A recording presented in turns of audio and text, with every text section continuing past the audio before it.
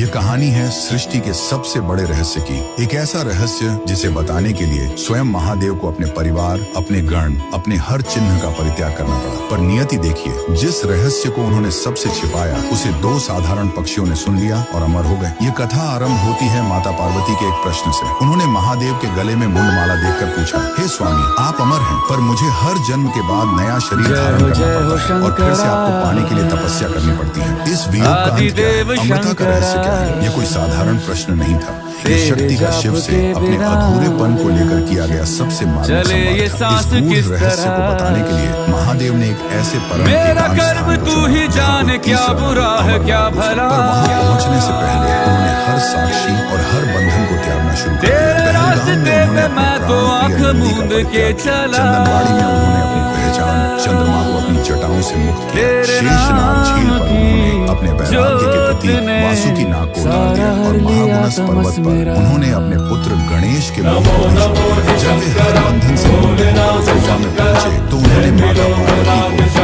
वह अमर कथा सुनाया। ये ज्ञान इतना गहरा और ब्रह्मांडीय था कि उसे साधारण चेतना से सुनना असंभव था। कथा सुनते सुनते माता पार्वती का सचेत मन शांत हो गया और वे योग निद्रा में लीन हो गई। ये कोई साधारण नींद नहीं बल्कि एक गहरी ध्यान समाधि थी। पर महादेव को कथा के हर चरण पर उनकी ध्वनि सुनाई देती रही। उन्हें लगा कि पार्वती ही सुन रही हैं। वास्तव में उस गुफा में कबूतर के 2 अंडे रखे थे। कथा की दिव्य ऊर्जा और मंत्र ध्वनि से वे अंडे समय से पहले ही फूट गए और उनसे एक कबूतर का जोड़ा निकल आया। ये वही पक्षी थे जो उस ब्रह्मांडीय सत्य को पी रहे थे और सहमति में हूं का स्वर भर रहे थे। जब कथा समाप्त हुई और महादेव ने देखा कि पार्वती तो योग निद्रा में है, तो वे क्रोधित हो उठे। तो किसने मेरे इस परम रहस्य को भंग किया? उनकी दृष्टि उन नवजात कबूतरों पर पड़ी जो अमर कथा के तेज से अमर हो चुके थे। सृष्टि का संतुलन बिगड़ चुका था। इस भूल को सुधारने के लिए महादेव ने अपना त्रिशूल उठाया, पर वे रुक गए। उन्होंने सोचा, जिस कथा ने इन्हें अमर बनाया वह मेरे ही शब्द हैं। यदि मैं इन्हें मारता हूँ तो मैं अपने ही वचन, अपनी ही अमर कथा को झूठा सिद्ध कर दूंगा। महादेव का प्रलयंकारी क्रोध उनकी परम करुणा के आगे झुक गया। उन्होंने उन कबूतरों को जीवन दान दिया और वरदान दिया कि वे युगों युगों तक इस गुफा में शिव और शक्ति के शाश्वत प्रेम और उस अमर कथा के जीवंत साक्षी बनकर निवास करेंगे। उस अमरनाथ महादेव के सम्मान में जिनकी करुणा उनके नियमों से भी बढ़ी है, कमेंट्स में जय बाबा अमरनाथ अवश्य लिखें।